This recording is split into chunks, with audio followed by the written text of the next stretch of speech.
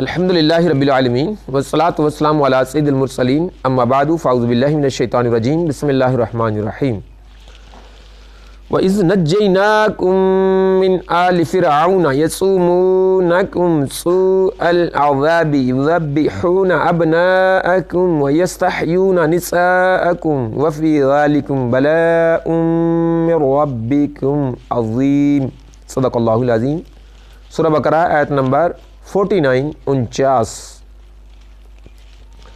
ترجمہ کنز العرفان۔ اور یاد کرو جب ہم نے تمہیں فرعونیوں سے نجات دی جو تمہیں بہت برا عذاب دیتے تھے، تمہارے بیٹوں کو ذبح کرتے تھے، تمہاری بیٹیوں کو زندہ چھوڑ دیتے، اور اس میں تمہارے رب کی طرف سے بڑی آزمائش تھی۔ وَإِذْ نَجَّيْنَاكُم مِّنْ آلِ فِرْعَوْنَ، اس کی تفسیر۔ اور جب ہم نے تمہیں فرعونیوں سے نجات دی، اس سے پہلی آیات میں بنی اسرائیل پر کی گئی نعمتوں کا اجمالی طور پر ذکر کیا گیا، اور اب یہاں سے ان نعمتوں کی تفصیل بیان کی جا رہی ہے۔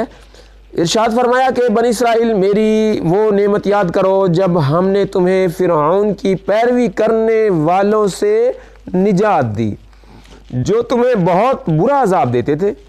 فرعون نے بنی اسرائیل پر نہایت بے دردی سے محنت و مشقت کے دشوار کام لازم کر رکھے تھے۔ پتھروں کی چٹانیں کاٹ کر ڈھوتے ان کی کمریں اور گردنیں زخمی ہو گئی تھیں۔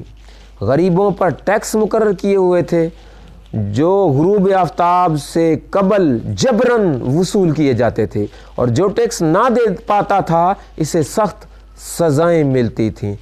اس فرعونیت کا کچھ نمونہ ان مسلمان ممالک میں بھی دیکھا جا سکتا ہے جہاں کفار نے پنجے گاڑ کر مسلمانوں پر ظلم و ستم کے پہاڑ توڑ رکھے ہیں، اور مسلمانوں کے لیے عقوبت خانے اور خصوصی جیلیں بنا رکھی ہیں۔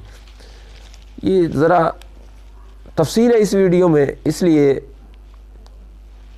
فرعون کا جو ایک مختصر سا تعارف ہے وہ میں اگلی ویڈیو میں پیش کرتا ہوں۔